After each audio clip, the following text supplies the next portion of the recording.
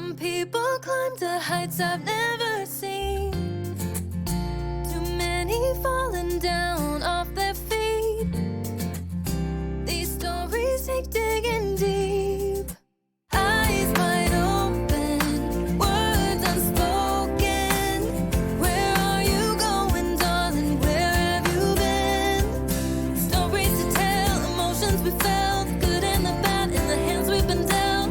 I wanna know why, I wanna know why you're the way you are. Why you're the way you are.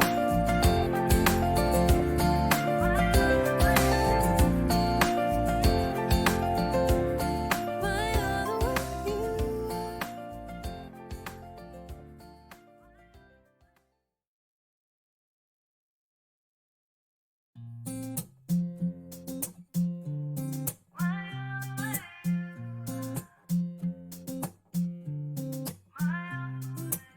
Tiptoe around with face of a stranger. Quiet observer, never get too close. I see the world, but it's through this window. Another side to see, I'm ready to know. Not every story's written on a sleeve. Some stories take digging deep. Eyes wide open, words unspoken. Where are you going, darling? Where have you been? Stories to tell, emotions we felt, good and the bad in the hands we've been dealt. I wanna know why, I wanna know why you're the way you are.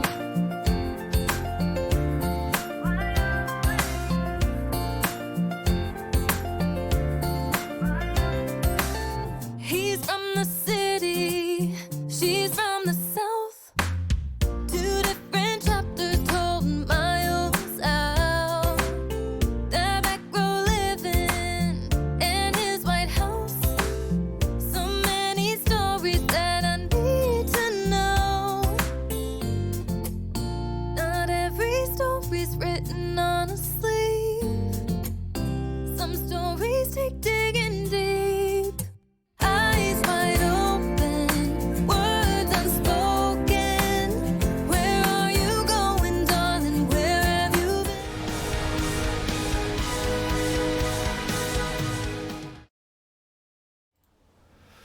been? Ladies and gentlemen, coming to you live from the internet, your main presentation tonight, Silverline Comics, with the crew of Divinity and Twilight Grimm, in a Q&A. And we're in. Hi, I'm Sidney Williams. Welcome to Silverline Live, the official video presence of SilverlineComics, the upstart, genre-spanning indie comic book producer. I'm happy to be here with you. I am actually one of the writers for many Silverline titles, but Roland has asked me to help out with the hosting so that we can actually do more shows per week. So this is my first night taking over the Wednesday night slot. And Roland will be on Sunday night with some Silverline creators. And then he will be back on with a Silverline one-on-one at 9 p.m. Monday night with Tommy Floriamonte, who we will possibly see tonight and who drops in frequently here. So a one-on-one conversation on Monday night. So, but tonight we are very excited at Silverline because we have seen the Silverline doubleheader Divinity and Twilight Grimm comic book Kickstarter get fully funded, and we are just mega excited. We have done it during a pandemic and brought it home, and we thank everybody that has stepped up and bought properties, bought art, contributed to the to the cause. And very quickly, once the we have 60 odd hours left, I believe, right, Tim? Of the something like that. Let me get the yeah, so the it's bumper it's going. roughly 2 days, Yeah. 2 days and change. 65 hours, you're right. 65 hours, 65 hours left. And so I will note that there's still time to get on the Divinity and Twilight Grimm bandwagon, because some very cool stretch goals that we'll be talking about later have begun. If we hit some next tiers of participation, then some just beautiful artwork will become available to backers, and so just a tremendously exciting time for Silverline. And what we're going to devote the live show to tonight is discussing each of these properties. And we have the creators and one of the artists with us tonight. So we'll talk more in depth about what went into producing these titles, and also more on the fabulous and rich backgrounds of our creators. We have people with incredible credits involved in Divinity and Twilight Grimm. And what we're formally going to do before we go too far is let each of the people with us tonight talk about themselves briefly and fill us in on their credits. And we have a guest that I need to can I can grab that. Can we route him to the proper location? Well, without further ado, let's get our Murderer's Row introduced. I want to note that Tim TK is with us tonight. He did the fabulous announcing, and he is on the West Coast with the Silverline Orchestra tonight, and producing, keeping us on the air. So Tim, tell us about your role with Silverline. Hi, my name is Tim TK. I am the associate editor. Essentially, that means that I am rolling second brain, so I just kind of take on whatever he wants to pass off to me. And that includes scheduling and uploading to the Silverline website and running our wonderful craft series, where each month we talk about how creators do their craft of making comic books. I am also currently editing 2 titles, and something else is happening that we can't talk about yet. There's a lot of that because there's so many things going on, and so we're just not quite ready. Well, thanks, Tim. And Tim is, again, pushing buttons, doing all the producing tonight, keeping us busy. We should mention that Roland, who, if this is your first time with us, Roland Mann, who is the godfather, I guess, of Silverline, was a editor at Malibu, worked for Marvel when Marvel bought Malibu back in the day, and has written titles. Most notably, I guess, and probably his best known work is Cat and Mouse, and there's some new Cat and Mouse titles out, and Demon's Tales. And we sometimes say he is the cheerleader of comics. So when we talk about Roland, and we probably will a lot tonight, that's who we mean with in referring to Roland Mann, the guy that put all this together. Well, next on my Murderer's Row, and you see him working right now, is artist Rob Davis. Rob, tell us a little bit about yourself, your work with Silverline, and your work outside of Silverline. You have a great history and varied credits. Catch us up. Well, it's been a while. I started back in the mid 80s, 86, 87. I started out in professional drawing, doing work in role-playing games. DC Comics had a role-playing game from a company called Mayfair Games. And I was going to the Chicago Comic-Con, which is now part of Wizard World, and showing my portfolio and getting feedback, and then I'd go home and I'd work. And the second or third one I went to, I ran into the art director for Mayfair Games, and she hired me to do some illustrations for that. And I immediately, I'm going, okay, I'm in. Now I got to elbow my way where I want to be. So I kept going to conventions, and I read in. I worked for a company called Now Comics, which is not one of my prouder moments. There were a lot of problems with Now Comics. That it was if you got paid, you were lucky. So it was one of those kind of experiences. They did not pay Now, right? No, they paid. Yeah, if you were lucky in a month or two, it was Yeah. it was like pulling teeth. So, but it was a gig, and I did that for probably about 12 months, 13 months, somewhere around in there. I did a couple of inking jobs that didn't even get published. It actually started out as a letterer, strangely enough, and then I was an inker, and then they needed a penciler, and I'm going, finally, I get to do what I really want to do. But I worked for them for a while, and then ran into R.A. Jones at a convention, and he was working on we exchanged contacts. I gave him my card, he gave me his, and then like a month or two later, I get a telephone call from him, and he's going, well, I've got a book out right now that I'm working on called Scimitar, and the first artist, I don't know what he's looking at, but it's not my scripts. So he asked me, well, we need somebody to finish out the miniseries. It's a 4-issue miniseries, and it was actually going to be an ongoing, if I remember right. But we're going to turn it into a miniseries because the sales are so low. Would you come in and finish out the last 2 issues?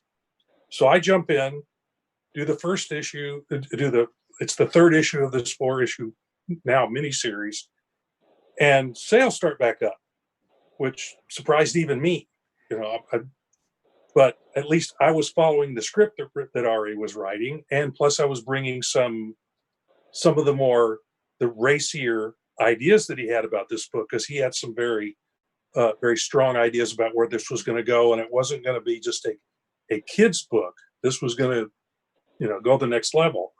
So we took it that way, and the sales went up, and they said, well, that was a surprise. Let's do a second miniseries. And we kind of parlayed that, and we did that for several years. And then I got an opportunity to work on a book from Innovation called Quantum Leap, based on the TV show Quantum Leap. Fine. And I'm going, well, one of my goals in the comic book industry was to work on Star Trek books. And I thought, this is a good first step to do that. If I can do this and prove to DC, who had the license at the time, that I can do likenesses, maybe they'll accept me on the Star Trek book. So I did that. And before I had finished that 1 issue that I did for them, Malibu, who I had just left because I'd left Scimitar, and another book that R.A. and I were working on called Merlin, we finished both of those up, the last miniseries of each. And then I moved on and was working for Innovation, and was trying to work my way into DC. And I got 1 gig from them on Star Trek The Next Generation. And Malibu acquired the rights to Star Trek Deep Space Nine.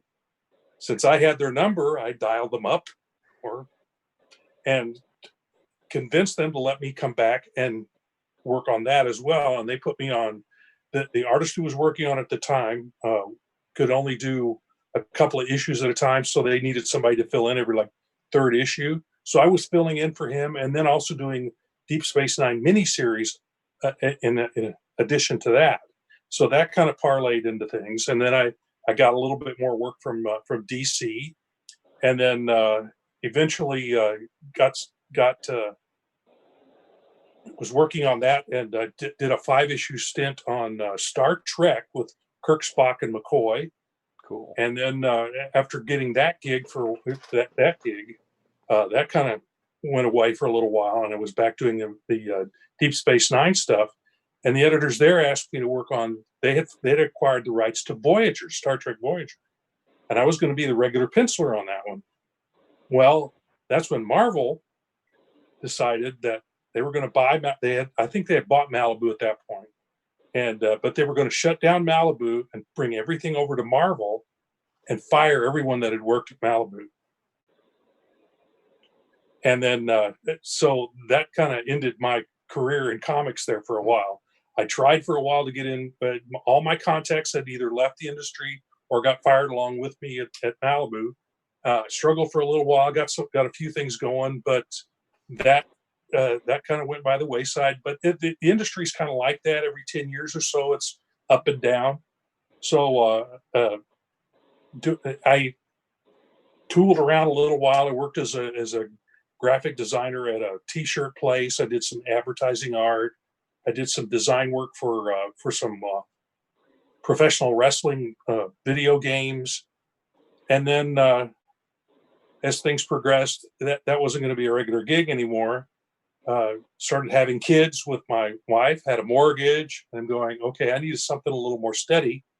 So I became a bus driver. Wow. So I drove a bus for about 20 years. Now, I always had a room in the house dedicated to be my studio.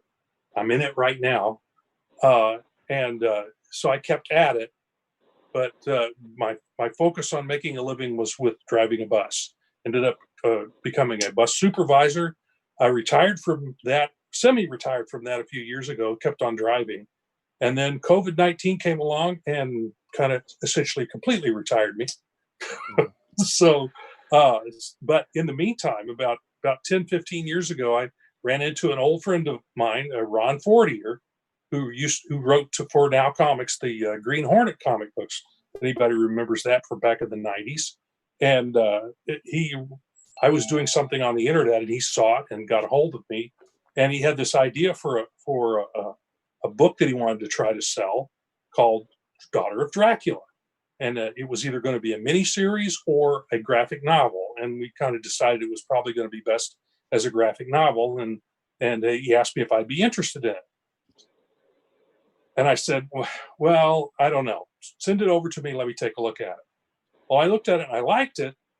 But at the same time, I was concentrating on making a living, and I knew I couldn't spend a lot of time on it. So to kind of blow him off, I told him I could only do 1 page a week, thinking he'd say no. Well, he said yes. And that turned into a 2-year deal. It was 112 pages. And then that kind of snowballed into other things. And right now I'm actually part of a partnership with Ron Fortier in Airship 27, which is a company that takes old pulp characters that I was going to say, yeah, they do pulp. Domain. I knew they did pulp things, and we do other things as novels. Well, they do novels with them. We do novels, anthologies. We do all kinds of things. We started out with anthologies on the old characters that are public domain. Yeah. And we found writers who wanted to kind of break into that, wanted to write those kind of stories, artists who wanted to illustrate those kind of stories. And I learned how to assemble them with a computer, put them in, and then public domain, of course, with Amazon and all this came along. And so we started publishing those kind of books. We've kind of made our mark on that. We've got almost 200 books out now. Far out.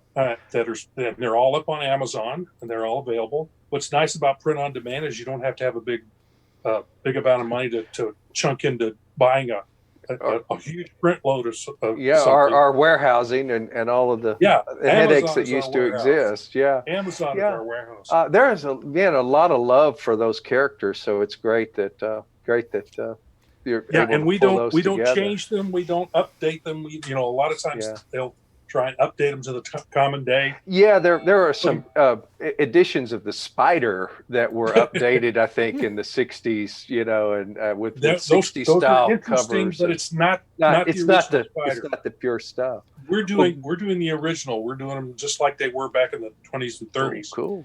And that seems to really gotten the fans involved. Rob, we got a question for you on Facebook. Oh, okay. They're asking, are you still local to Chicagoland? Am I still local to Chicagoland? If you call mid-Missouri, halfway between St. Louis and Kansas City, if you call that close to Chicago, I guess so. But that's where I live. I'm a Missouri born and bred. All right. I grew up in Southwest Missouri. So you could call me a hillbilly and it wouldn't bother me too much. Sure. Ozark Mountains. Certainly, Rob's career certainly speaks to the talent that we see going into these new projects, and so very, very exciting, very interesting there. Let me move on along my murderer's row, and next We'll get back. We'll talk more.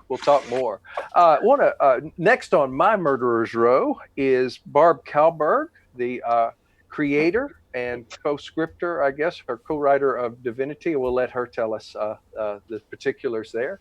Barb, tell us a bit about your background and what you.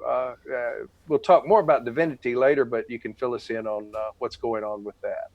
Well, I was a late bloomer as far as becoming a pro in comics. I was 29 before I broke in, and weaseled my way basically into working for Adventure Comics, well, Eternity Comics actually, doing gray washes, but then they jumped me over to inks on 11 issues of Planet of the Apes, and that led to working for Malibu then, and I worked on a lot of their books. I did all of the solitaires. And while I was working for Malibu, that led into working for DC, Innovation, Now Comics, Warp Graphics, Palyard Press, Marvel, probably a couple more that I can't think of. I think I was looking the other day, and I can't remember if it was 92 or in 93 or 93 and 94, but at one point, in a 2-year span, I was working for Malibu, DC, Marvel, Now, and Innovation all at the same time. And I never did get my last paycheck from Now. Very busy. Well, speaking of Now, huh? Yes. Yeah.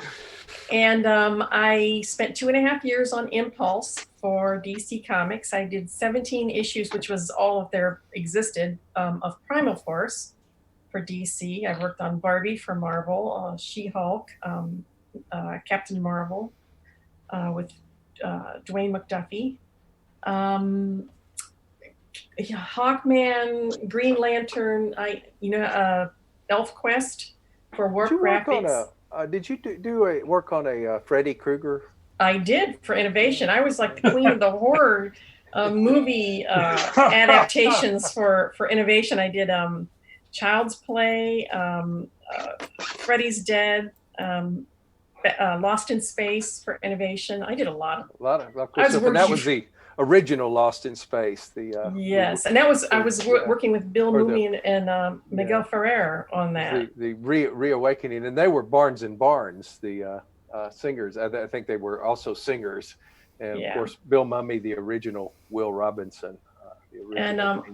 I've worked on a huge array of pencilers, and I can't remember them all off the top of my head, but the ones I can remember, Mike Collins, Amanda Connor, Craig Rousseau, Rags Morales, Dean Zachary, Rick Hoberg, Ivan Reese, Mel Ruby, Howard Porter, Joyce Chin, Scott Collins, Jeff Johnson, Derek Robertson, Kevin West, Ed Bennis, just to name a few, but that's just a few. I mean, I've got over 5,000 pages of inks, so, and 30 years under my belt now.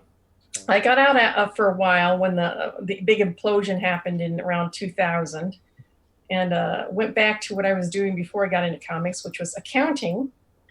I worked as a corporate accountant for a printing company, which kept me at least a little bit close to my roots. And then we paid off the house about 5 years ago, and I said, all right, I'm going back.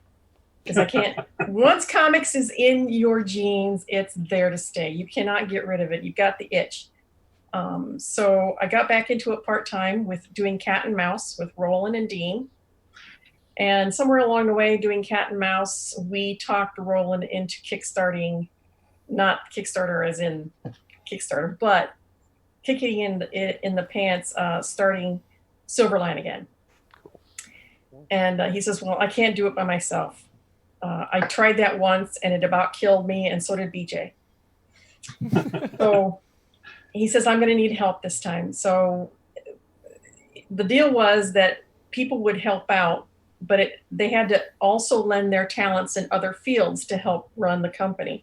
And I said, well, I do accounting. So that's how I became the CFO of Silverline. And I am inking Cat and Mouse, and I am the creator and co-writer and inker for Divinity. And I am currently coloring Sirens. So coloring is a new thing for me. I've only been at it for about 5-6 months now, but creating is a new thing for me as well. I wanted to stretch my wings. I wanted to push the envelopes as I was pushing 60, and I'm 61 now, and I'm having the time of my life. You speak to it being in the blood, and I think, creating comics is some of the most fun that can be had in the creative world, and certainly a lot more control for writers and artists, I think, too, in comics, more so than writers in film or some other realms.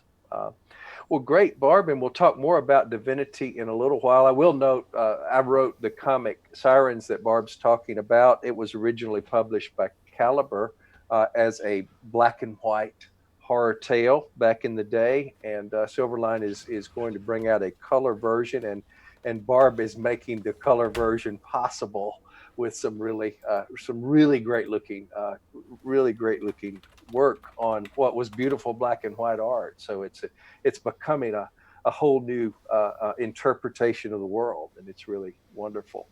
Well, let's move on and meet R.A. Jones, who is joining us from an undisclosed location by phone tonight.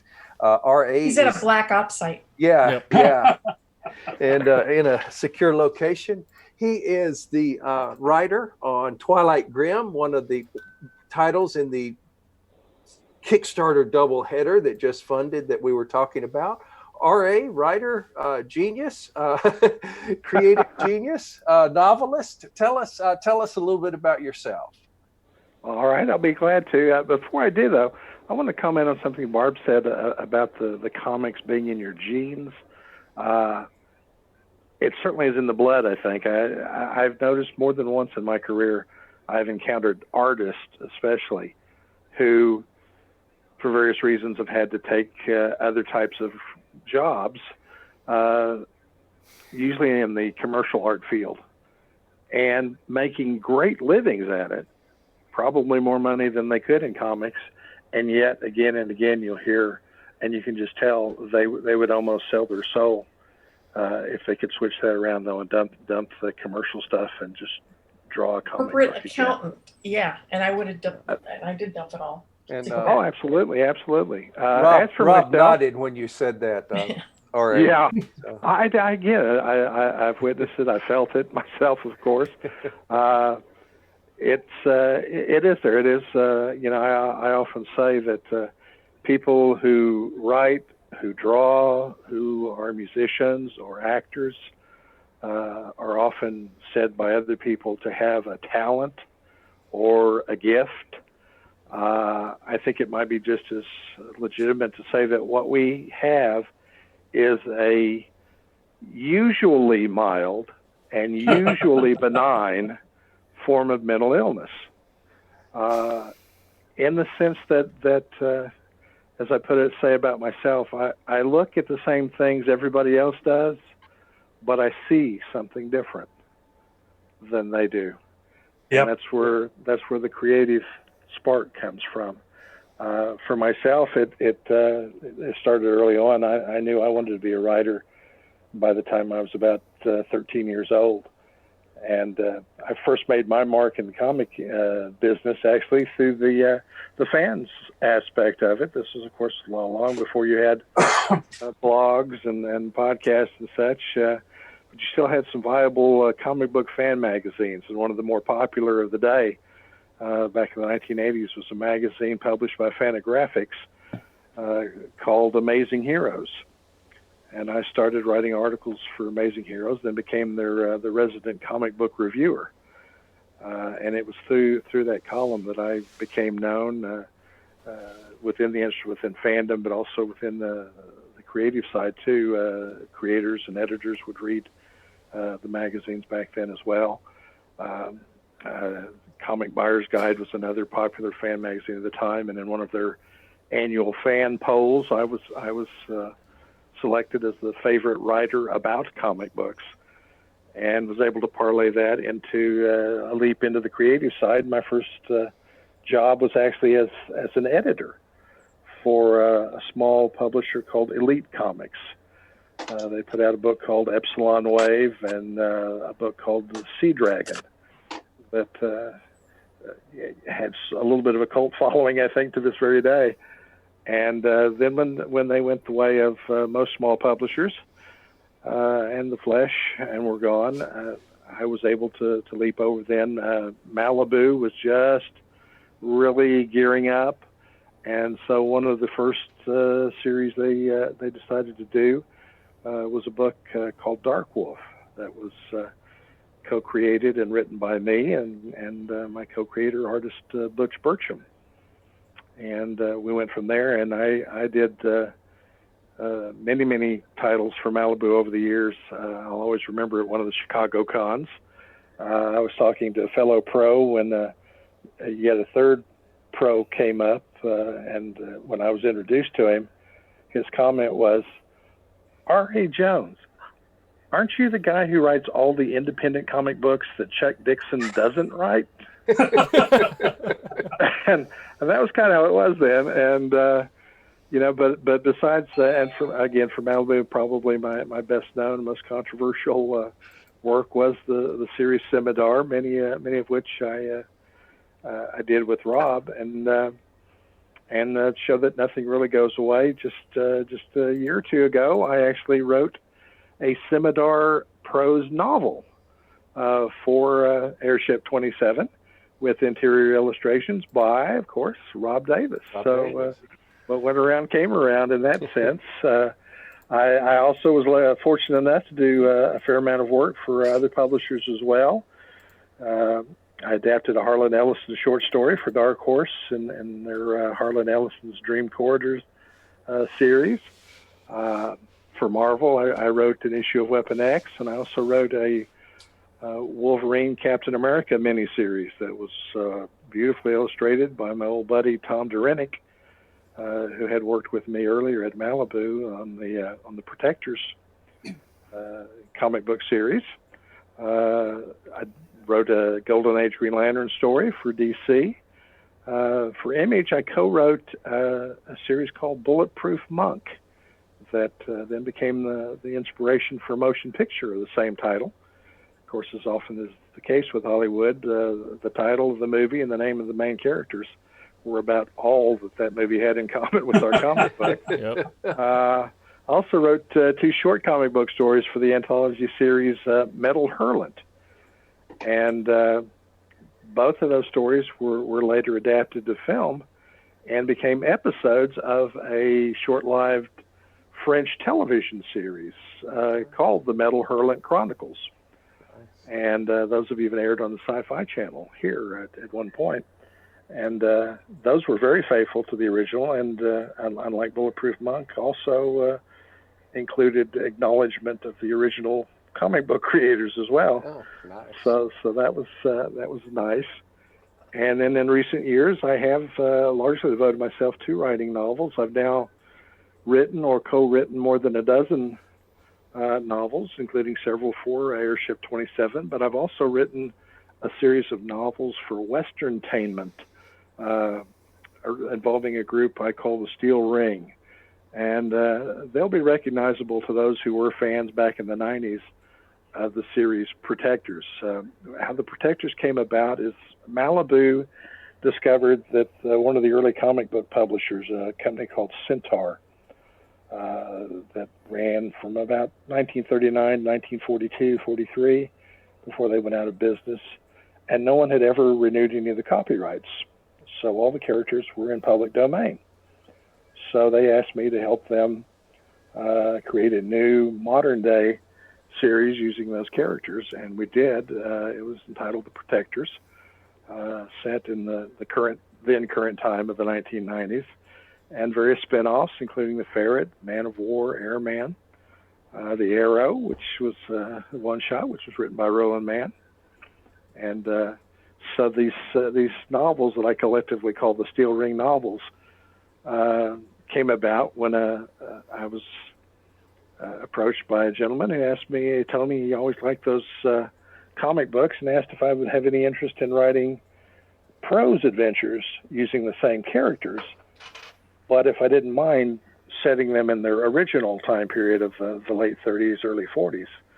So I've now written 3 novels using the old Centaur heroes, interacting with real people and real places and real events. And I'm just starting work on what will be the fourth one.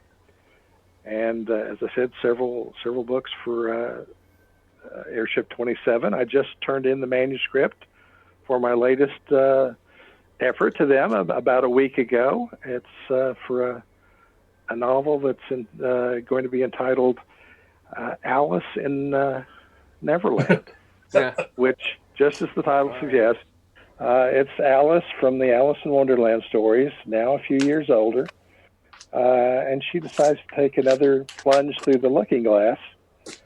But this time, instead of coming out in Wonderland, she finds herself in Neverland, where she, of course, meets Peter Pan and Tinker Bell and joins them in an adventure. So it was a lot of fun. It gave me a chance to try to write something suitable for all ages and employ a little whimsy along with the action and the drama. And that was great. And of course, currently, when Roland Mann contacted me, there are just certain people and certain projects and such where it's just a no-brainer. I mean, all Roland had to do was tell me he was doing something and wanted to work with me again, and I was on board. Cool. No questions asked. I mean, that's one of those things.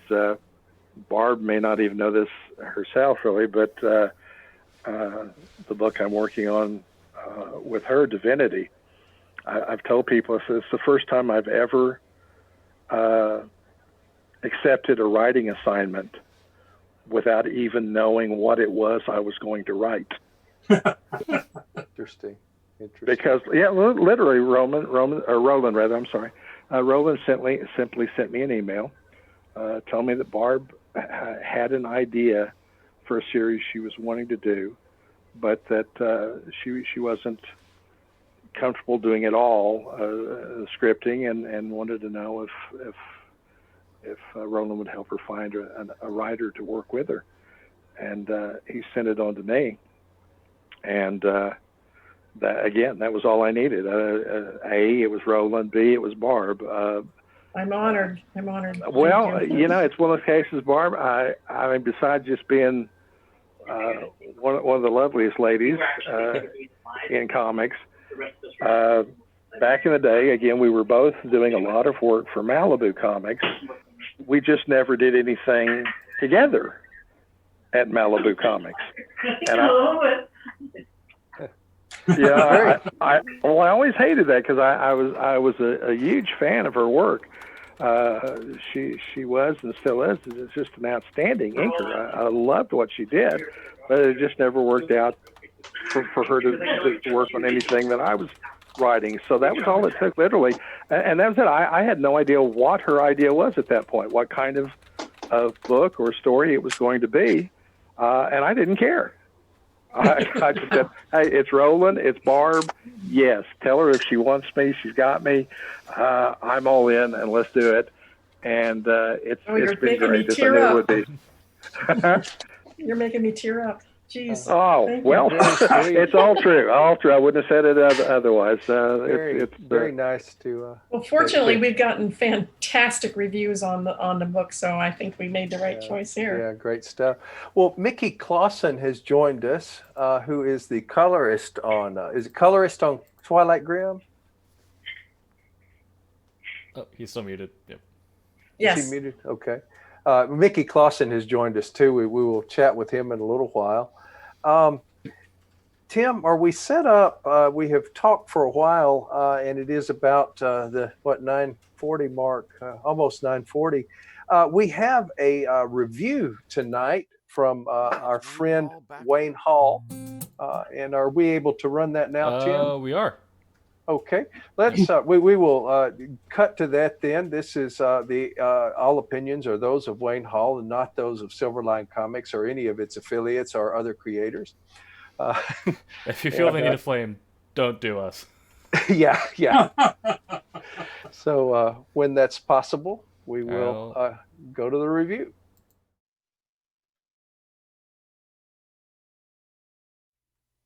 Hi, it's Wayne Hall back again with indies that you can order through your local shop. There's a guy that you probably are familiar with by the name of Joe Hill, and he has some relationship to Stephen King, interestingly enough. And of course, the thing he's best known for is Lock and Key. And I've seen the show and it's on, I think it's Netflix. And it's pretty true to this, which I like very well. But what I want to talk about is not that one, which you're familiar with. It's probably another one that you're less familiar with, called The Cape. It comes out from IDW, and I'm going to read the description to you. Every little boy dreams about putting on a cape and soaring up, up, and away. But what if one day that dream were to come true? Eric was like every other 8-year-old boy until a tragic accident changed his life forever. The Cape explores the dark side of power, as the adult Eric, a confused and broken man, takes to the skies and sets out to exact a terrible vengeance on anyone who's ever disappointed him. And I have to say, as a fan of DC Comics, Superman, Batman, all those things, the icons and stuff are the ones that appeal to me, because I feel like people, if they got extra abilities, might try to do the best thing they can for others, try to help other people and things like that. Not in this book. I have to tell you, it's a perfect example of what the word horror means. The only ability he has is to fly, and every time I read a page in this book, I was grateful that's all that he had, because any other ones would have been a disaster for anybody around him. But it's such an interesting thing. I think because it's called the Cape, and I think the Cape is what gives him the ability to fly. Let's just say that anybody that he's ever run afoul of, bad things happen. And things I don't dare even say about them, because they're just so awful and just so honestly terrible. There's 2 police officers early in the book. And this is, by the way, the collection of that came out individually. There's also, by the way, before I get too far into it, I want to mention there was a follow-up miniseries. There's a gap in time in this book, and what happens is they fill that miniseries. The miniseries fills that space, and he runs into, in that miniseries, a group of cosplayers out in the middle of the woods. Bad things happen to them too. I have to say, he goes out there for solitude, but he ends up running into this group. Now, in here, he's in town, and he's in amongst the people, and we get to see a lot of the people that have done him wrong over the years. And really bad. It's a little sketchy as far as the art goes, as you can see there. It's not necessarily as clean as superheroic books are, but that's good. That fits the tone of the book. The characters are interesting. I have to say that the Eric, the main guy, is you understand why he's doing what he's doing. Doesn't mean you like it, but you get to understand the terrible things that have happened to him. And there's some great art when he's flying, like that, for example. That's a great double-page spread when he's flying. And, of course, you see there's a plane coming. Fear for the plane is all I can tell you. And there's all kinds of stuff that happens in there. And the thing about horror is you don't dare spoil it, because when you come across these events, you need to be surprised. And I never was a big horror fan until the last couple of years when I came across things like this, because it gave me some really interesting things to think about. Superman, if you watched Injustice, the video game, or if you saw the comics that Tom Taylor did, Superman is a much less righteous individual in there. He's not this guy. He's not Eric, but he's different. With Superman, you always know he's going to do the right thing. He's going to do the proper thing. In this book, he's not going to do the right thing. The bad news is he's extremely creative on how he does things to people. So it came out individually, and it's put together in this nice hardcover edition, which I got because it's back in that set of books back there in the shelves normally, because I really, really, really enjoy this book. And I think if you are ready for something different as far as superheroics go, this is a book I would say you'd want to read. Now, it originally came out, let me find that year real quickly. It came out in 2012, so it's a little older as a book, but you can still order it in many shops. So, because Joe Hill, by the way, another bit on him, he is the guy that's behind a series of horror books that DC is doing. And so he gets around, this guy, and I can see why. If you read this book, you'll know why, because it's just something that's going to grip you, and you will not believe the stuff he does. You just will not. Let's just say that it ends interestingly. There are things that could spin out of this. See, I spoiling things is something I just hate to do, especially when things are involved with horror. You have got to be surprised, or else you lose all the ability of what's going on. But it does have an interesting ending. As I always like to say, I get really unhappy when I read a story and the ending doesn't stand up. This one stands up. It's appropriate for the book. And let's just say we could see stories spinning out of the Cape, but I don't think we will for a while. I think Mr. Hill is busy with stuff at DC, so I don't think we'll see that. So let's get on to the grading, shall we? The writing, I give it an A, as always. I'm always drawn to strong writing, and that's what happens here. The characters are interesting. What they do is unexpected. It's interesting to see somebody who's not necessarily a good guy get powers and what he does with it. It's really shattering, I have to say. So it's written well. You believe what's going on, though. I mean, flight is the power that almost everybody wants. People always say in interviews these days, what superpower would you want? I always say the future, but really, I really want the flight. They want to hear you. You want to tell the future, but flight's what everybody wants. So this is a case where not good. So the writing is really strong. I would give it an A. The art, as I said, is sketchier than I would probably like, but it does fit the tone. But I don't know. At times I think it could have been a little stronger, so I would give the art a B. Now, the lettering, I thought it was actually pretty good in this one. I would give that a B as well, because it's pretty well done.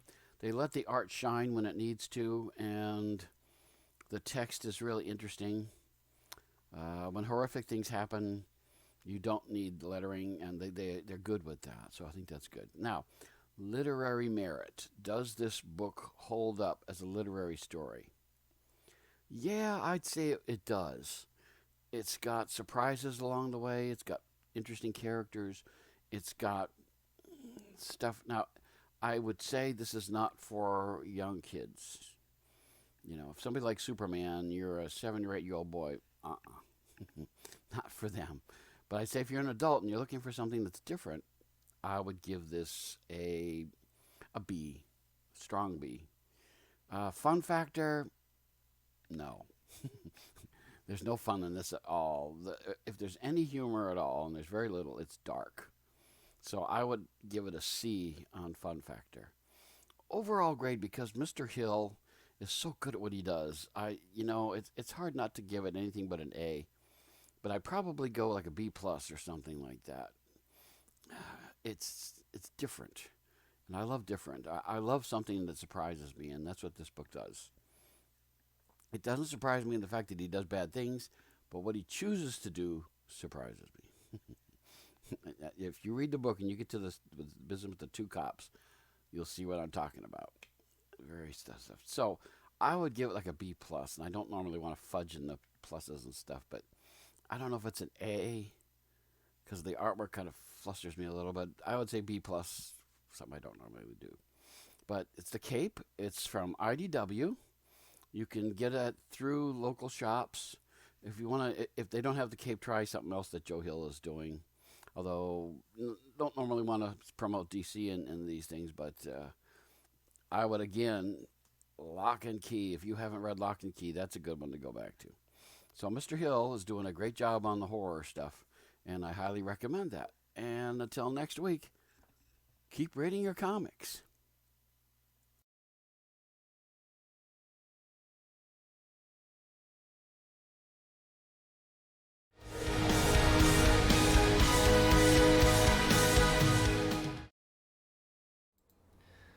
And we're back, I don't ladies and know why you gentlemen, say goodbye. to Silverline Live, talking about stuff we make. Jack C. Mick 2 on Twitch, we talked a little bit during the break, and hope you like our suggestions there. We do have some cool stuff up on our website for order, and of course we did just fund and are finishing up the pre-order purchases for Twilight Grimm and Divinity 2. Divinity. We met our goal. Divinity number one. We met our goal there, so that'll be shipping out shortly. So if you want to pre-purchase, now's the time. Cool. And happy to be back here. And we are now going to go and meet Mickey Clausen, who worked on Divinity, right? Oh, Twilight Grimm. Twilight Grimm. I knew that for a second, and then I lost it. I'm sorry. But Mickey, welcome to Silverline Live. Tell us a little bit about what you have been doing in comics, and we will talk later about Twilight Grimm, more about Twilight Grimm. I started back in '85. I had I lived in El Paso, Texas back then. In fact, I heard you mention Epsilon Wave and Sea Dragon. I did a little bit of stuff for them back then in the days. But I went out from El Paso to San Diego Con in '85, trying to get on inking. Met a publisher, and he told me, quite frankly, you suck as an inker. I've been told that too before, so don't worry. And I had taken some pieces I inked and colored, and went back to El Paso, all discouraged. But he called me back in around November, and again, he said that you sucked as an inker, but I liked your coloring, and I thought about being a colorist. And I quite frankly told him, no, I didn't. And so, if you want to color, I could use you. So became a colorist. So it's one of those things where the answer is yes, Yeah. if there's work. And he gave me 3 covers. It was on a Tuesday. And he goes, problem is I need him back. I need you to ship him back Wednesday morning. And Don't you I love never that? got any, and so I said, okay, yeah, sure. And at that time, I was on a workman's comp. I had opened a new comic book store. And I was going to the community college from like 8 in the morning till 9:30, 10, open the comic store from 10 to 6. And so, of course, I told him, yeah, I can get it done.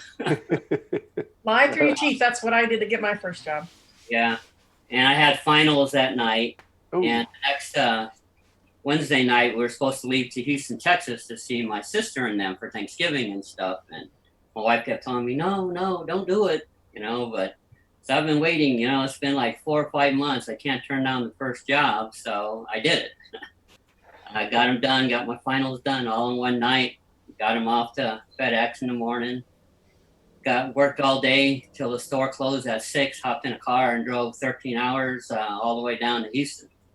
Wow. So actually Austin, and went through 400 comic boxes to buy comics from my store. And then after that, drove into Houston to see my sister. And then by then it was like Thursday, and she's like, oh, let's party. So I'm like, okay, why not? So I had gone from like Tuesday morning all the way to like Saturday, no sleep. So it was a crazy time, but got my first job done. It didn't see publication though till 6 months later. Of course. So that was a mistake, but Doesn't that upset you when they do that? yeah. They rush you to get a book done, and then it doesn't come out for 6 months. That's just that happened to me a few times. Yeah, one of them was a Dave Stevens advertisement back cover, so that was kind of cool. Oh, there you go. It was worth it. So, yeah. Wow. So that's how I got started. And then in '90, I sold my store and moved out here to San Diego. And from '90 to '95, I lived off of all of the comics I brought from my store. I brought like 50,000 books with me. And Jesus. So, yeah, first 2 years I didn't work. All I did was do Comic Cons on Saturdays and Sunday. Made a few grand a week just doing 2 comic conventions every week. And then I just concentrated on learning how to do coloring and everything. My first job was with airbrush. I used an Iwata airbrush. And I did some, and then I lost my job with him because one of his employees came back with computer coloring. And he could print out the color set. So I was gone. So I turned around and said, okay. I went and took a computer graphic class, learned computer coloring, came back and told him, well, I can airbrush on computer now, and took the job back. Good for you. Yeah, I was like, I ain't going to lose this job. We're kind of saying that this life, the creative life, is kind of living by your wits, and that's what you have to do. Yeah. So I kept going as a colorist, and then I just recently, the last 5-6 years, I started getting back into inking. So I've been doing inking and coloring. Cool. So you're never too old. That's what I tell people. Right. I think I'm more creative than I was when I was younger. I mean, I know more. So you've seen the you have more to tap into. Yeah, exactly. Nothing against Tim, who is the baby of the room tonight. Yeah. So in the meantime, last 20 years, I've been a high school teacher. You got family to support, bills. So I've been doing high school teaching by day and comics by night. I teach 3D animation, graphic design, and multimedia production. So looking to probably retire another year or so and go into this full time. So retirement is great, let me tell you. You can do this. Totally focus on comics. Yeah. So lately, I've just been doing a lot of computer coloring character designs. I don't know if y'all have heard of Action Mice. I hooked up with, I did a book about 10 years ago with Galestone Media. John Bryan's up in Canada, and it did very well. And I didn't hear from him for like 10 years. And he called me back and goes, hey, I'm bringing it back. Would you want to color? So he took me in, and so I said, yeah, I'll color that too. So he hired me as an inker, colorist, and letterer. And then he said, hey, I need some more things from you. And so I just said, all right, whatever. Kept doing stuff for him. So Action Mice, the promos we did, it's now going to be Amazon Prime bought 26 episodes. Wow. And so it's going to be an animated cartoon. Excellent.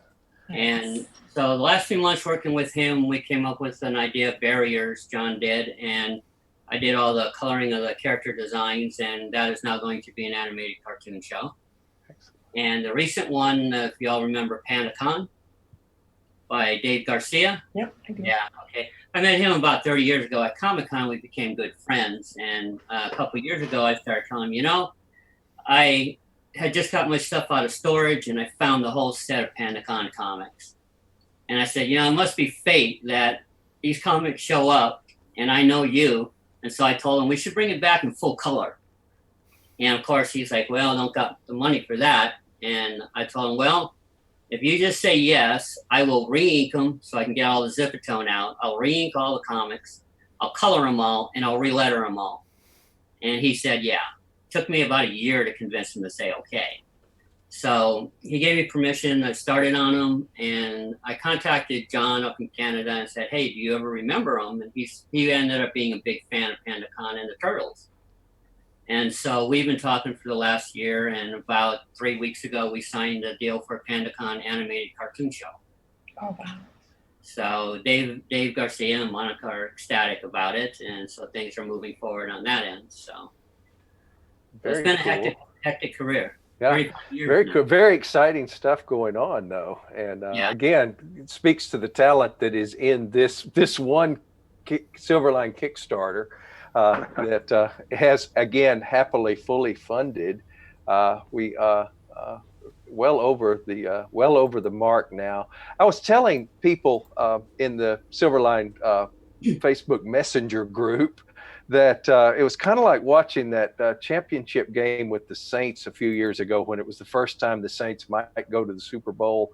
And the championship game was going to determine it, and they got down to like the 1 yard line and they could not move the ball, and you didn't know if they were going to make it. And we were like within about $12 of making goal last night, and then somebody pulled out, and so then it was $33, and then finally we were fully funded. And so that brings us to the fact that some stretch goals have been introduced. Tim, can we get those on screen? We're on the Silverline Kickstarter. I am trying to find where they put the stretch goals in here. They're on the very first thing. Should be. Oh, there you are. Yep. Toward the top, so you can get that very beautiful artwork. Barb, can you talk us through what folks will get if we get to $6,300? We've got 5 prints. Now, these are smaller prints. They're the size of chipboards that are used to back comic books so that they can be shipped with the comic books. The first one that you see there is Mitch Faust with my inks and my colors of the 3 main characters for Divinity. The second one is a crossover with Cat and Mouse and Divinity, and that was penciled by Alex Sarabia, inked and colored by myself. The third one is an absolutely gorgeous piece by Jeff Johnson. I don't know if you guys remember Jeff Johnson and my run in Malibu Solitaire, but we made the most amazing team. He did the pencils, I did the inks and the colors on that. And the fourth one is a Twilight Grimm. Is that the cover, I believe, Rob? And that's Mickey. That's yours. That's your colors, right? I believe that's the Kickstarter exclusive cover, is it not? Yeah, it's not my cover. Yeah, it's okay. So it is. I don't know who penciled that one, but it is just very moody and got that whole vampire vibe going on it. It's a vampire comic there. Yes. And then the last one is the cover done by Mel Ruby. And it is just amazing. I did the colors on it, but all the art is his. I did another version. That's the Divinity #1 cover, right? Yeah, the Divinity. That's the Kickstarter only version, the exclusive Kickstarter version of the cover. I did another version of that so that I could, with his pencils and my ink, so that we could sell the original, but that one is just his art only, and it is just stunning. And so we are about at $6,100 now. If we get to $6,300, these almost can to 62. Almost to 62. Okay, so not many more backers before these will become the property of those who have backed at what level? $25 level? Yeah, 25 or more, wouldn't it? 25, yeah. Yep, the 25 and up.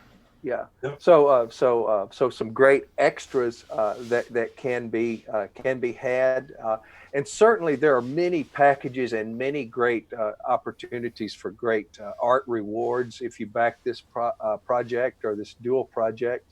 And there are also some very low cost ways to get one comic, another comic, both comics, flip books, which are both comics in one, digital versions. If you want just to see the beautiful artwork and read these stories, and we're going to be talking more about the stories in just a few minutes, then you will, in many ways you can get on board, get the stories, get the artwork, and also help with the final phase for this. That Twilight Grimm exclusive poster was penciled by Alex Gallimore. There you go. Oh, Alex. Okay, Yeah. Alex Gallimore. Alex may be around in our green room tonight, not in the live feed Put at the up moment. a thumb but, for his honor. Alex is yeah, exactly. Alex usually joins us by sticky note drawing. Great young penciler and Kubert School grad, and so wonderful. He's also the penciler on Cat and Mouse. Cat and Mouse, yeah. I mean, Alex's artwork is amazing. So anyway, lots of great possibilities there, and of course, thanks to everybody that has pledged so far. It's so exciting to see that this is going to happen. Can I also mention? Absolutely. That there is some absolutely gorgeous original art still available for this Kickstarter. We have got so many penciled pages by Alex Sarabia. He's the penciler for Divinity. He's out of Mexico.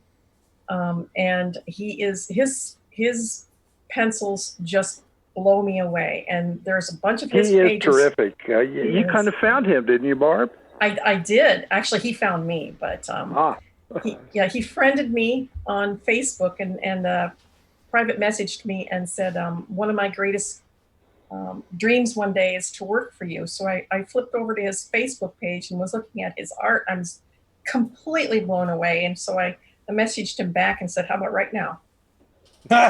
Very cool. So he's got lots of penciled pages available. There are some inked pages available. There are some originals, a lot of originals available. Private messaged me and said, one of my greatest, There's Mickey. Yeah. We've got some colored pages from DC's Danger Trail from Steve Matson, who's the colorist on Divinity. We have got some original Captain Marvel art from Mike Collins and myself, some Spider-Man and Captain America art from Dean Zachary and myself, and several other pieces. So please take a look at those. Those are going to go fast. And at 10:04 on June 3rd, when we are recording this, there are 64 hours left. So if you watch this tomorrow or anytime, you will have even less time. The clock is ticking. You can see several of those already have gone. Big red letters gone because somebody has already snapped those up. So I have nothing to brag about. I didn't submit that many pages, and they're all gone. So yeah. Those are some gorgeous pencil pages from Divinity. Yeah. Well. Thanks to everybody who supported, and still time to get on board and get these great comics. And these are finished. Roland always likes to emphasize that when the Kickstarter closes, very quickly thereafter, these will be shipping. So you will not be waiting long for your comics if you get on board.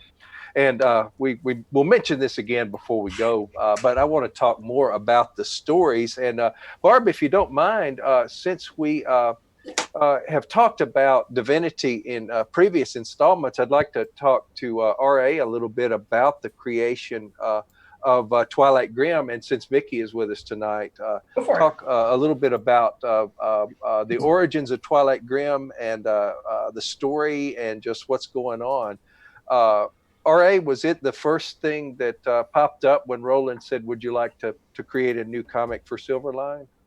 It was one of them, yeah. He asked me for a few ideas, actually.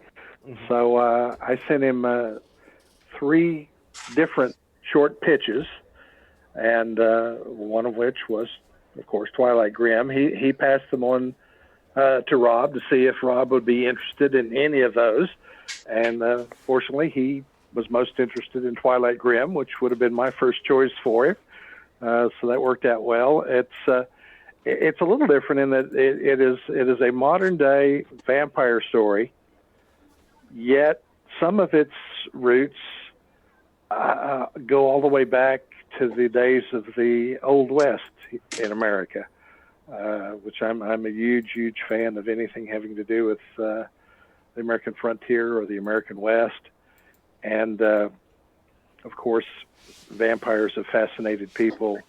I think a vampire story was one of the stories that were created out of the competition that brought us Mary Shelley's Frankenstein. And of course, Bram Stoker's Dracula still remains a classic. So cornerstone of horror, really, yeah. Oh, they're great. They're a great type of character to work with as well. But the Old West connection kind of comes from the fact that it was not unusual in towns in the Old West for there to be a street in the town or sometimes it was the railroad tracks if a railroad ran through a town. And I assume this is where the term "the wrong side of the tracks" comes from, because basically those areas to one side of that road or that railroad track would be designated as sort of a free zone for just about any kind of vice imaginable. That's where you would have the saloons, where you would have the bordellos, the opium dens, etc. And generally, as long as the people who engaged in that kind of activity stayed on that side of the street or the tracks, the people on the other side pretended that it didn't really exist. As long as it didn't affect them, they were usually pretty content to leave it alone. And sometimes you get that even in I know as recently as I think back in the 1980s. I don't know if it still exists or not, but there was an area in Boston that I believe they called the combat zone. That was kind of like that. And so I blended the two, and what spilled out when I mixed the ingredients together was the story of a town called Hallowed Heights. And about 25 years ago, the human inhabitants of Hallowed Heights had a horrible, bloody war with vampires.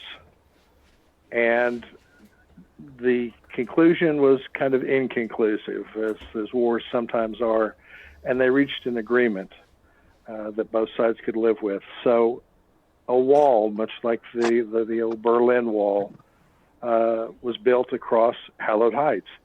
And on one side of this wall, that's where you have the middle and the upper classes, the nice establishments and schools, etc. On the other side of the wall is the blood zone. And in the blood zone, that's where you have the poor, the homeless, the abused, the disenfranchised, the lost, and the vampires. And the vampires pretty much have free reign over the blood zone as long as that it doesn't spill across the wall. The normal human inhabitants of the other side of Hallowed Heights are more or less content to let them prey on any humans they want to, who are unfortunate enough to also have to live in the blood zone with them. So that was the basic setup, and into that mix, of course, you have to have a good central protagonist, and that's where Twilight Grimm comes in. It's not only the title of the book, it's the name of the main character, who's a somewhat mysterious young man with a nebulous background at this point, who has more or less appointed himself as the guardian of the humans in the blood zone. He has no fear of the vampires, though they do of him, and rightfully so. And thrown into the mix is the fact that Twilight seems to attract young women to his sphere of influence. We've got three in the main mix here that I think are all interesting in their own rights. There's the newest arrival in the blood zone is a young Asian American girl named Susie Q, who's sort of a Dickensian character in that she has more than a touch of larceny in her, but she's basically a good girl. Then there's a young woman who is the daughter of the mayor of the purely human half of Hallowed Heights. And then finally there is Scarlet, who is herself a vampire, and the daughter of the main vampire, who's sort of the godfather of the vampire faction. And as our story begins, as I say, this unusual, uneasy but workable truce is in full effect. But Twilight Grimm learns in the course of it that there appears to be a faction among the vampires that isn't any longer content with the status quo and is considering breaking the truce. And that's where we launch into our series then. And some great examples of the artwork and the story are on the Kickstarter page for anyone watching us either live or on demand later. Very exciting and you can see the gunslinger aspect at work there. R.A., are you a fan of Robert E. Howard at all? Oh yes, I love Howard's work. The first novel I ever wrote, again from Airship 27, is a book entitled Deathwalker, and that's how I describe it to potential readers. Is it's somewhat sword and sorcery in the vein of Robert E. Howard, only instead of a barbarian, roughly Germanic barbarian like Conan, my lead character, Deathwalker himself, is an American Indian. He's a Cheyenne dog soldier, and all the characters in the story are also Native American. And so, yes, I discovered Howard's work same time I discovered Frank Frazetta's art, because that's what graced the cover of the books, reprinting a lot of Howard stuff in the summer of 1967.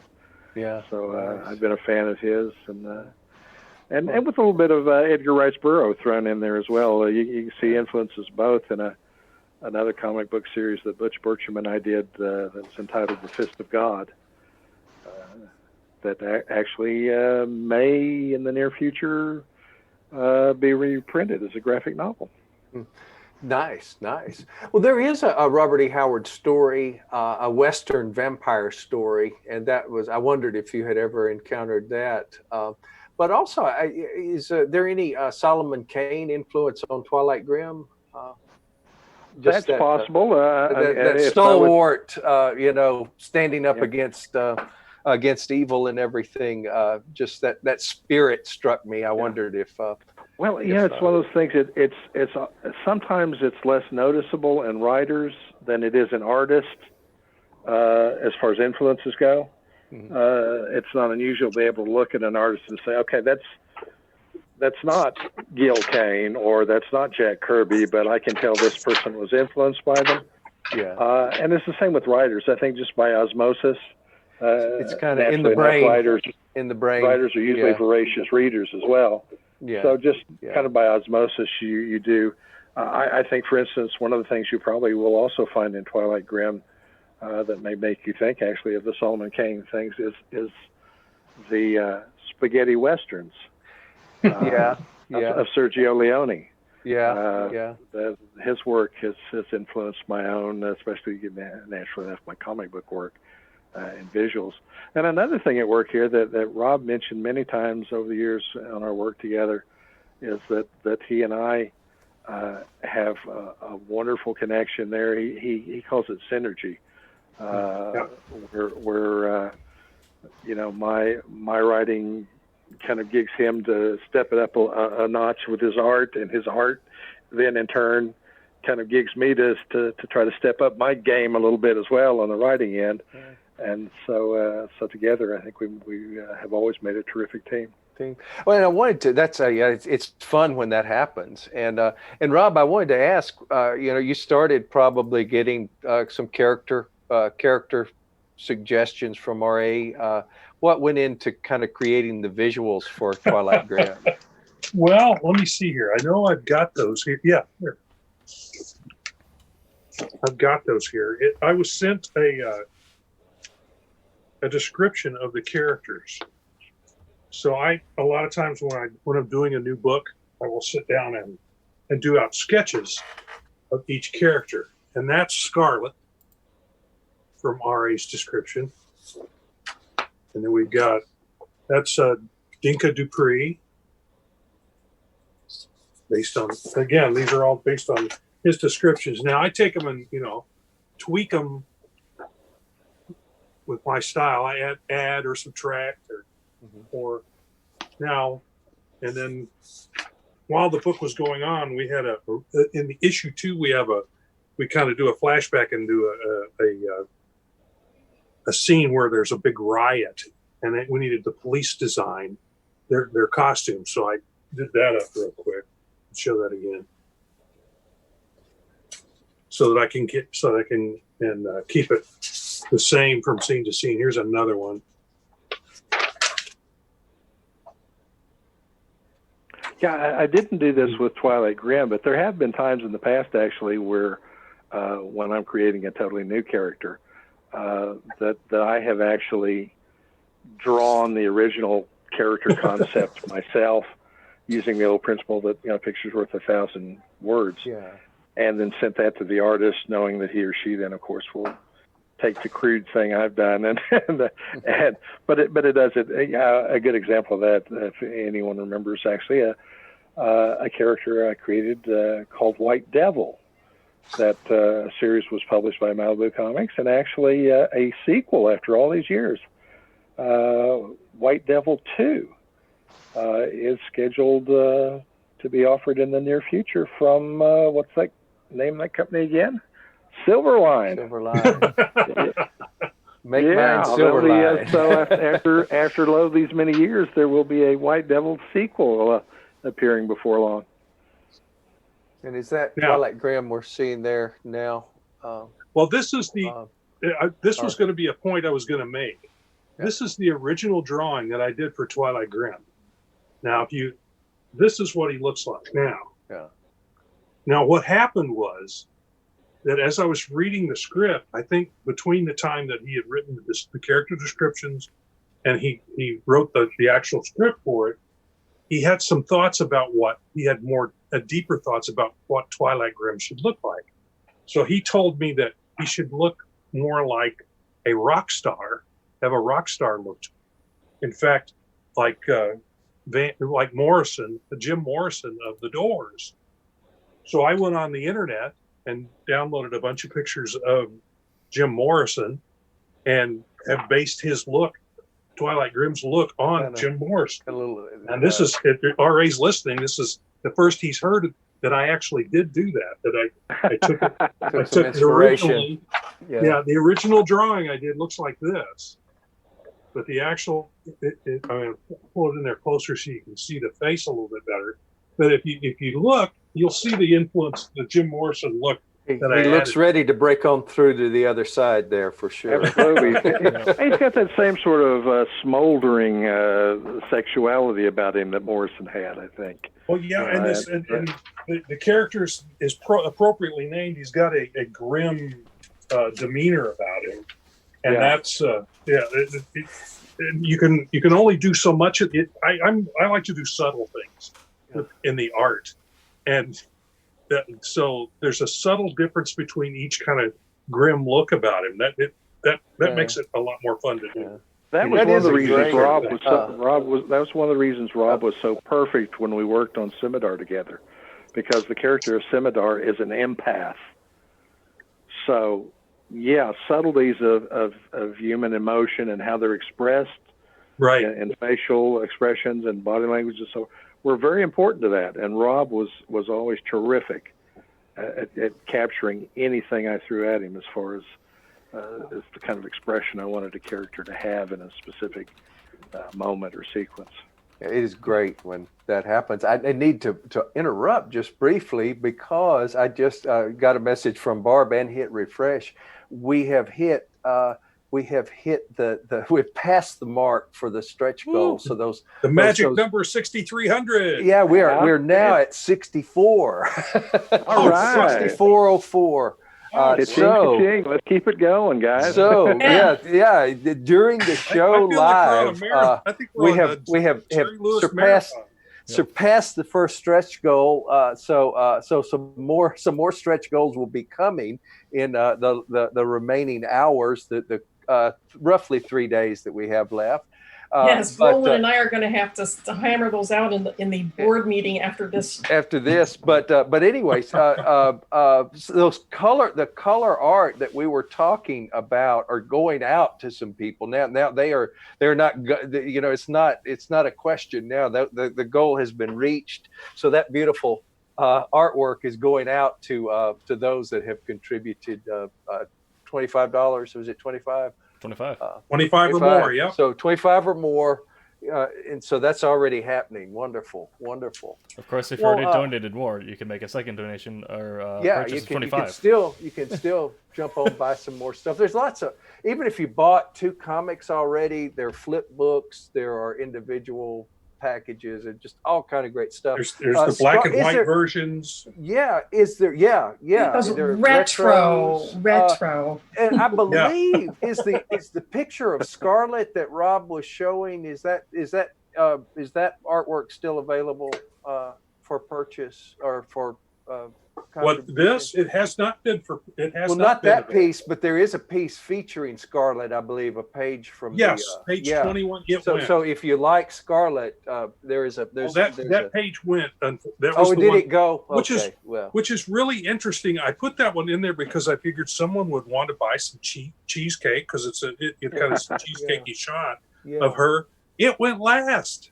I thought it would go first. Interesting. But you never know. The one with the 2 guns of him standing on top of the car, that went first. I should have known. That's a cool shot. Action, see, big full page splash. Well, very exciting to hit that. I wouldn't be surprised though once people actually read the story if Scarlet doesn't become the most popular of the female characters in it. Because I know she's an awful lot of fun to write, and there's a wonderful, I think, tension between her and Twilight. Absolutely. You can see it even in the fact that almost everyone who knows him, no matter how well they know him, if they're friends or not, they call him Grimm. Scarlet always calls him Twilight. There's genuine caring on her part, but that is somewhat offset by the fact that she is also, of course, a blood-sucking vampire. Minor details. So there's a definite love-hate thing going on between Scarlet and Twilight that I hope will resonate and be an attractive element of the story as it goes along. That is often endearing. That blood-sucking vampire dichotomy is often endearing to fans. So hopefully that will happen. Well, Mickey, we've talked about the creation of this world. You get handed this world basically to then decide how the next stage of how it looks. When you're handed something like this, how do you start thinking through your coloring decisions and everything? Mickey, you're still muted. Oh. I usually read through the script to get the feeling of its daylight, what time of day it is and everything, and what's going on between the people. Being a lot of it's at night, well, of course, you're going to use some blues and purple, shades of purple and everything to get the night feel of it. And skin tones look a lot cooler with the purple shade and everything. So,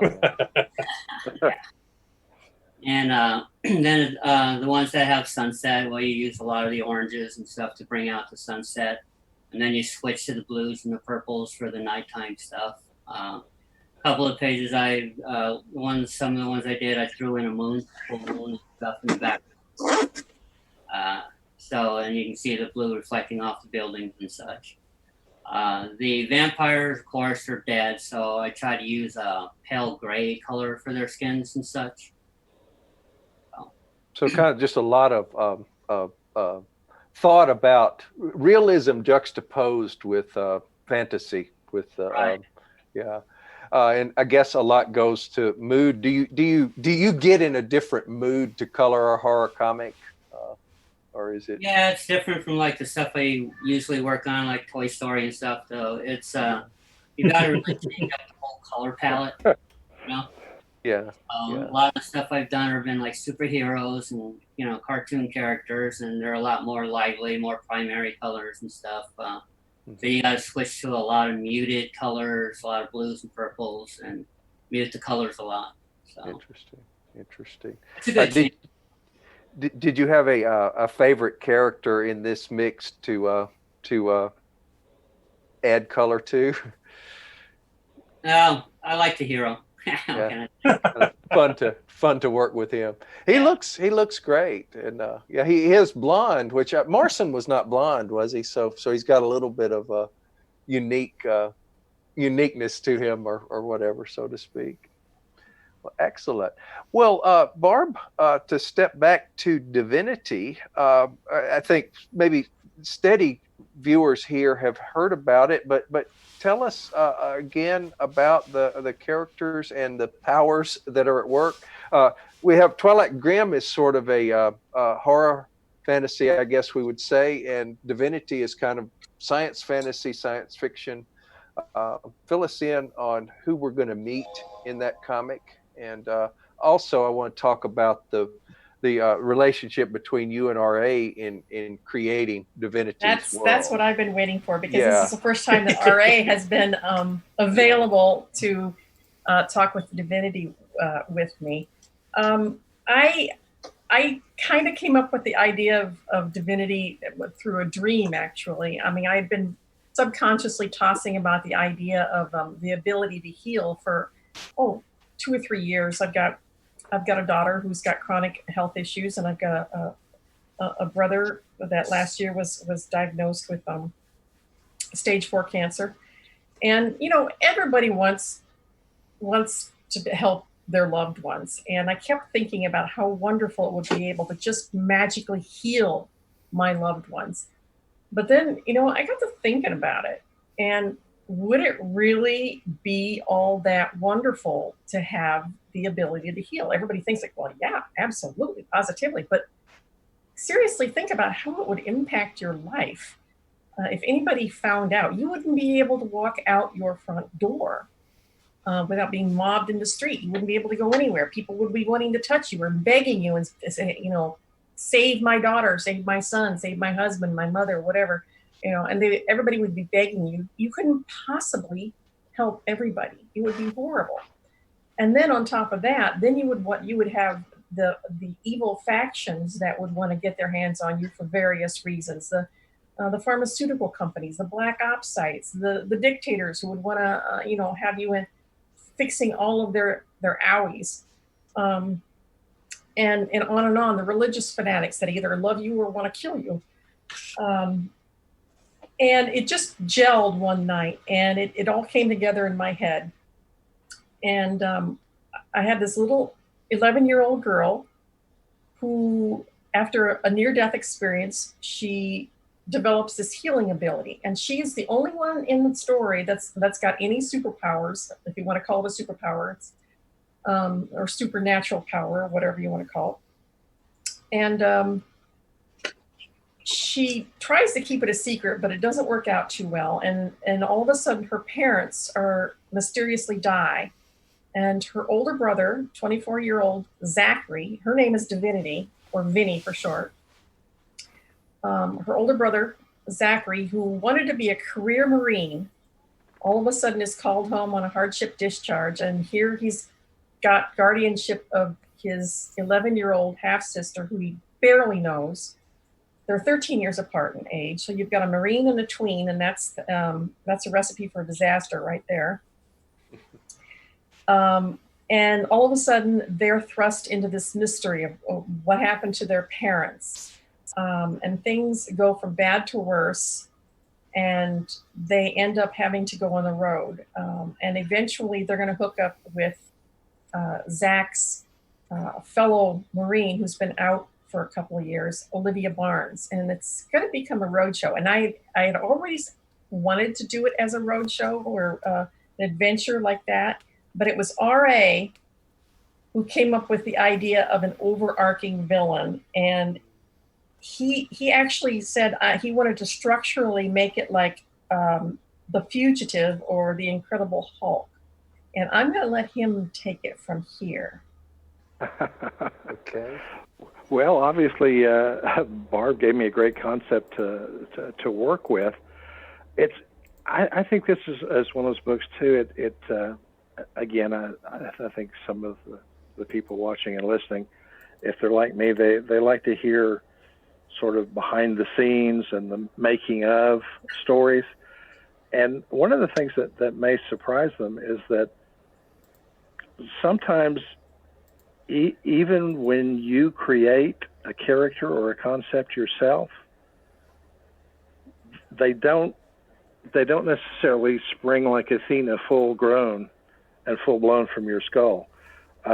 You often have to learn about them yourself as you develop and write the stories and so forth.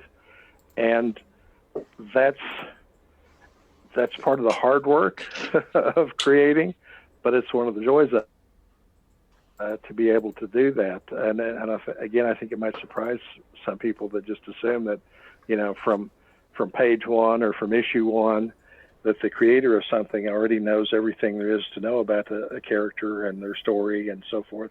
And that's often, if not usually, not the case at all. You have to learn as well. And while I'm a bit of a writer, I am not a scripter. I needed help with scripting, and RA was my first choice. I'm glad I was. It's been great getting to work with you again and again. And Alex is doing great work in the penciling, and it has been fun. It's Divinity herself. Vinny she's a little difficult to write, because obviously I am not now, nor have I ever been, an 11-year-old girl. But fortunately, I have grown up a lot of around sisters and nieces and whatnot, and she's fun. And again, you talk about dramatic tension. There's a great deal of that between her and her brother. Again, even though they are brother and sister, they, as he, much to her chagrin, insists on constantly reminding her and everyone else, she is only his half sister. He had a different mother than she does. And so I think in a way he blames her almost for the fact that his family isn't just him and his father and biological mother. There's this other woman now too, who was brought into the mix, Vinny's mother. And his ultimate dream was to be a career Marine, and all of a sudden that's been cut off now. Absolutely. And I think as we progress along, we'll probably see that play out very well between him and Olivia Barnes, that Barb mentioned, because again, she left the service. Again, she did her hitch. She moved on.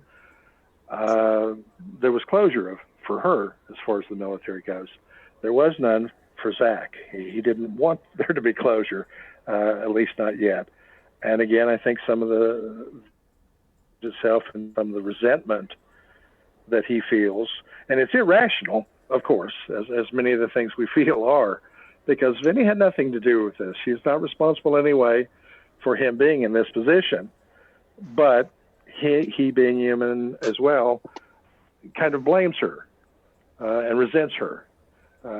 If it wasn't for her, if his father and stepmother had simply died and left no one behind, his life would have gone on the way he wanted it to. He'd have come home for the funeral. He'd have gone back on active duty then, and that hasn't happened.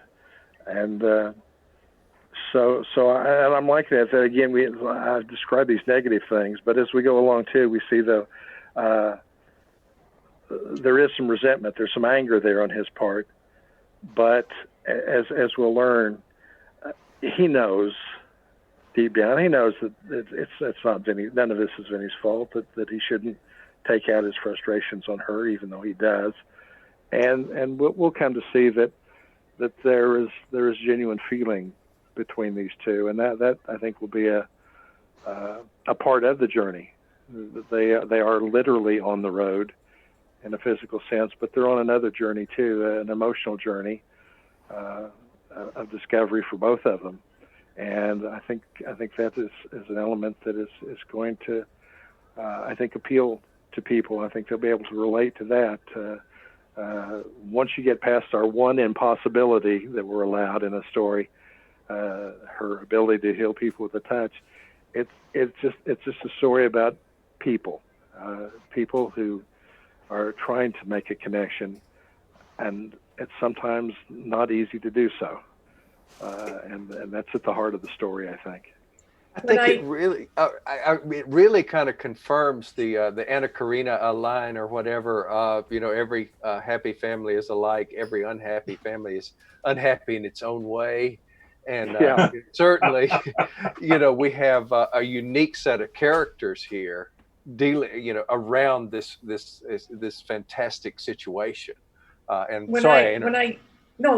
When I created it, I wanted it a good old-fashioned adventure with lots of, action and drama, but I also wanted a very much a human element to it. I wanted a core where they learn to become a family eventually. So I wanted a subplot, a very definite subplot where they're learning to become a family, but I didn't want it to be just a soap opera.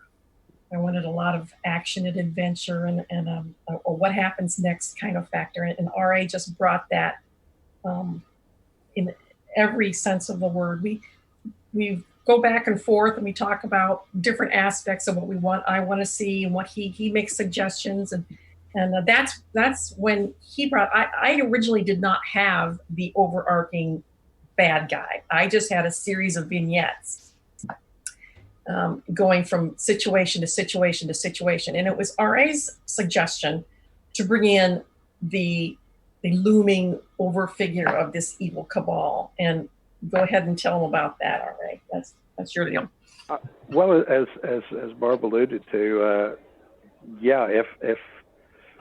if someone who had this ability was not able to keep that ability a secret, if people found out about it, then yes, human nature being what it is, you would have all kinds of people wanting to exploit that person, especially so given that person is only 11 years old and is still not wise to the ways of the world yet, understandably.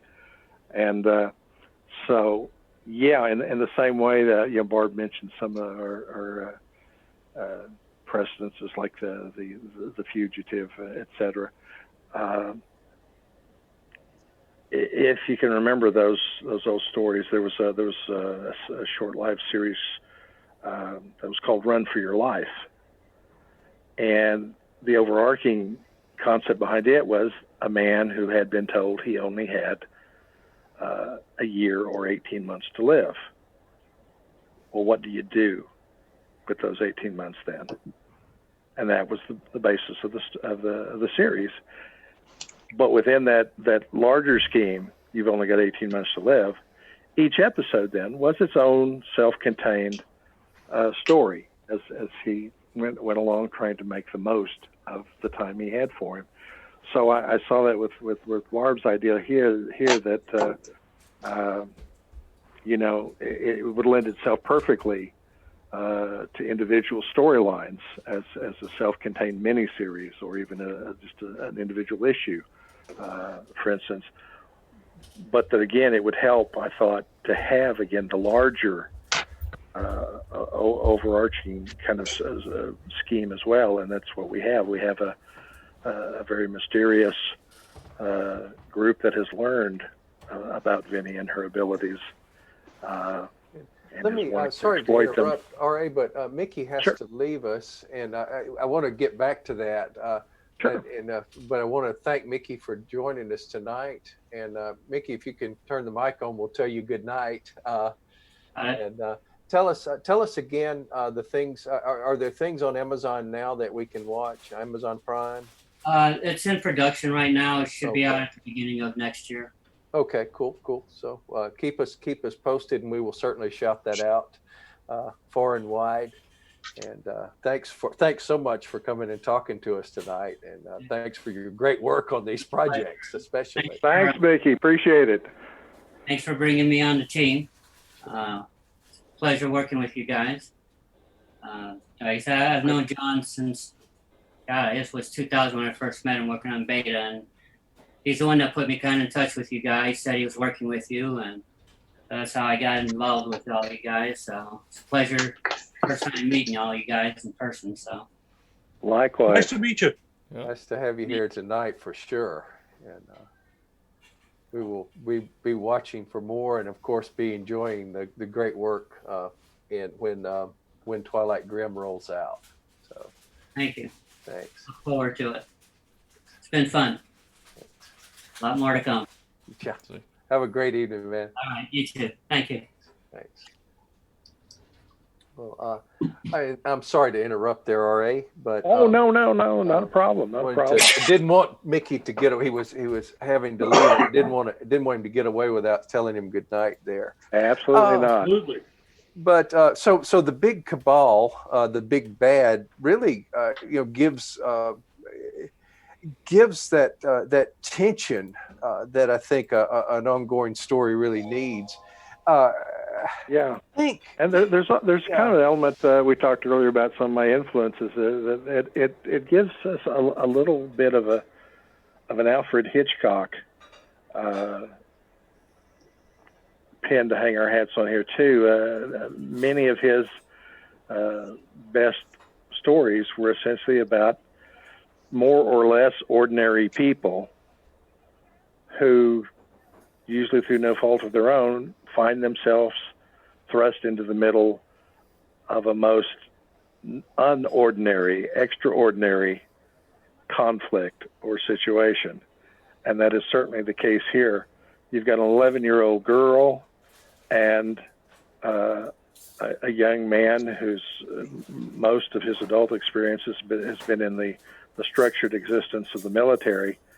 And he is not, an exceptional person. He's not a colonel or anything like that, though he has been moving up through the ranks. But they're basically ordinary individuals who now find that they are facing an enemy that they didn't even know existed, and that they come to understand as the story progresses is not like an individual. It's more like if you were to find yourself, and in a real sense this does happen sometimes, where an individual essentially finds themselves standing up in conflict against the entire power of the government, for instance. In some way, and how do you do that? How does the little guy possibly stand up to such a force? And that's very much what we're going to get into here, because they come to discover that, and this in a way, though it's a bad thing, mainly, it can be a good thing in a way too, because it is one of the things that will make it essential that Zach and Vinny bond. Not more. only that, but when I first envisioned this and had all of these plot lines about all these individual people and situations that they were going to run it into, RA said, well, those are all great, but you need to have a reason. And I'm reading from the notes that he sent me here. It says, using the above models yet again, there also has to be a reason for the heroes to stay on the run, which was my idea. I wanted them to be on the run. And they have to stay on the run. And that's when he said, well, we need an evil cabal. Again, as you say, somebody they didn't even know existed before the power manifest in Divinity. And that I think that readers, a couple of thoughts I had as RA was talking, readers, of course, relate to that tension. And once we know that threat is out there, we worry about it. Hitchcock said it's once we know there's a suitcase under the desk with a bomb in it, we're wondering when it's going to when it's going to blow up. That was you're right. That was his definition of suspense. He said if you show people sitting around a conference table and a bomb suddenly blows up, that's not suspense. That's horror. That's shock. And it's 2 seconds. Suspense is to show the audience that bomb under the table on a timer and cut back from time to time, ticking down towards zero. And I think to be honest, one of the things that it our series can play into as well, probably, and with no need to get heavy-handed about it at all, is a very real tension that exists in our country today. And I think part of the tension comes from the fact that someone of my age can relate to it probably better than a younger person could.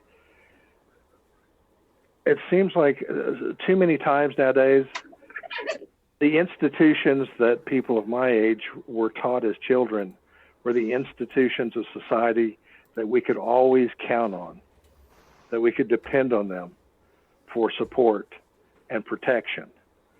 And you can rattle off any number of institutions, church, government, police, and so forth, schools, and more and more and more in this modern world. People are being shown that maybe you can't always trust those institutions. Maybe they're untrustworthy, or maybe through no fault of their own, they're not what they used to be. You can't do what they I never once went to school when I was young, thinking there was a possibility I might die at school that day. And it's something that young people today do have to think about.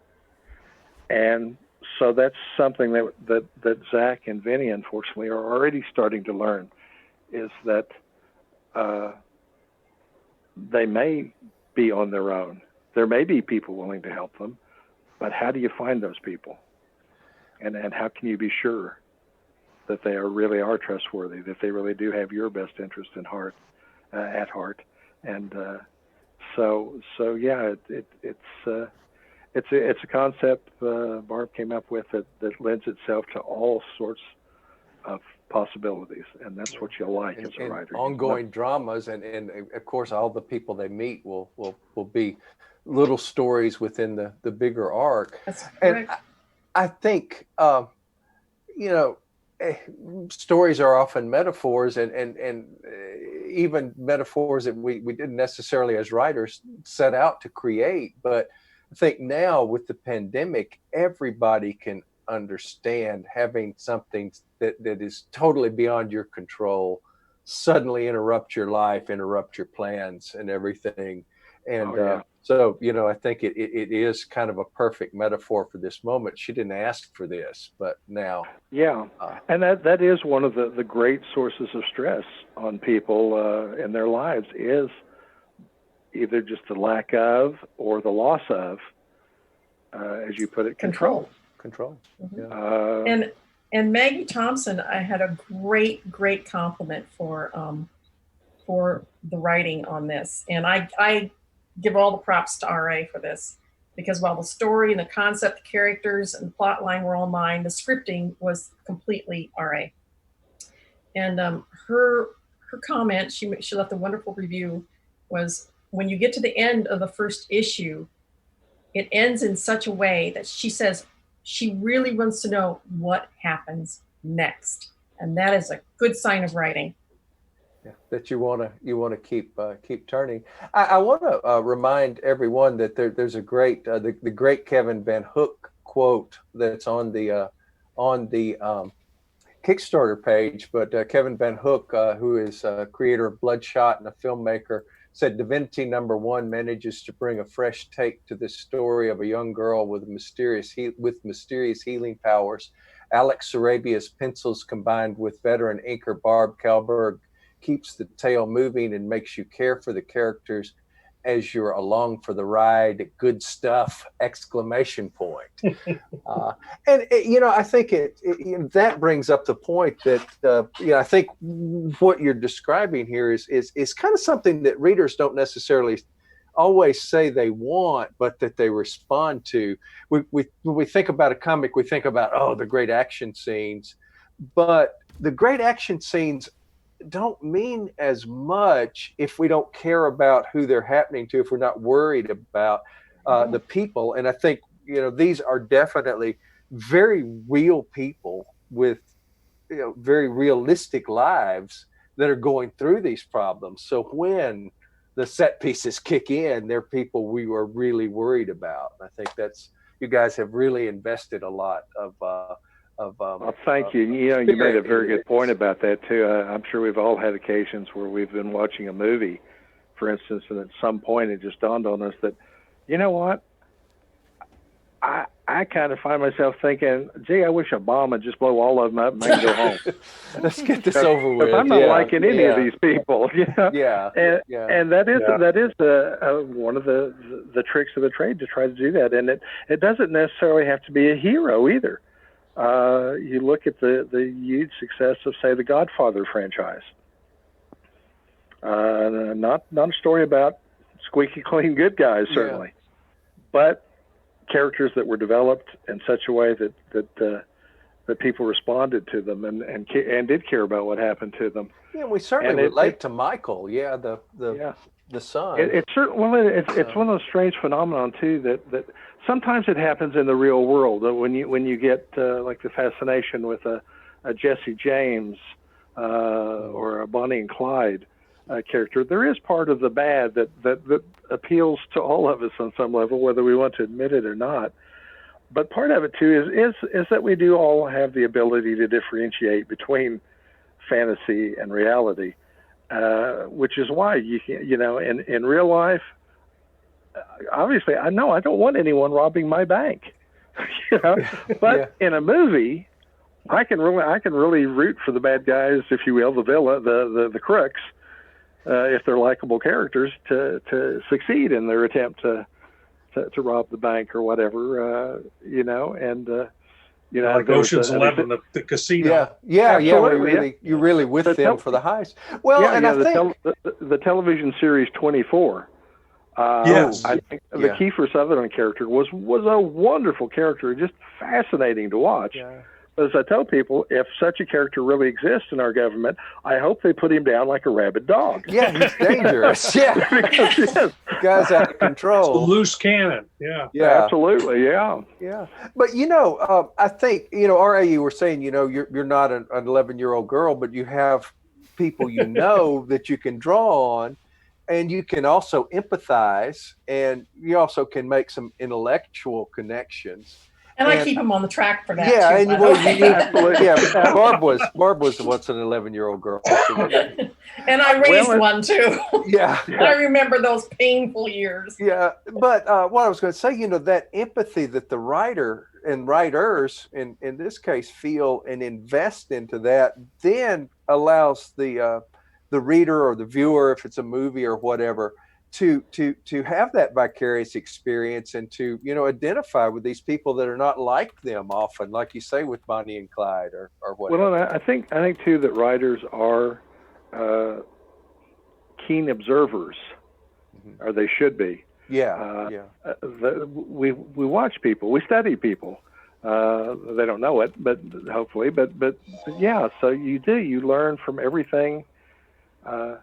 As I say, literally everything that a writer sees, hears, experiences, tastes, touch, is potential research for what he writes then. And studying human beings is a part of that. I actually, one of my minors in college was psychology. And part of the reason for that was that I felt that it was a discipline that would be very beneficial to me, just in my own life, certainly, but especially as a writer, to try to gain a better understanding for why, not just what people do, but why they do what they do. They also say to write what you know, and that's one of the reasons why Zach was military, because I'm a military mom. Yeah. My son is a master sergeant in the Air Force and has been for 16 years. So he's a 20-year man, probably beyond. Unlike Zach, who wanted to be a 20-year man. Right. And then to that end, as I mentioned to Barb before, I do not have a military background at all. I never served in the military. So, among other things, I have been reading. For instance, there's a terrific anthology called Redeployment. That is, they're short stories, but all written by the same man who's a veteran of the Iraq and Afghanistan operations and so forth. I read the memoir American Sniper and some other materials.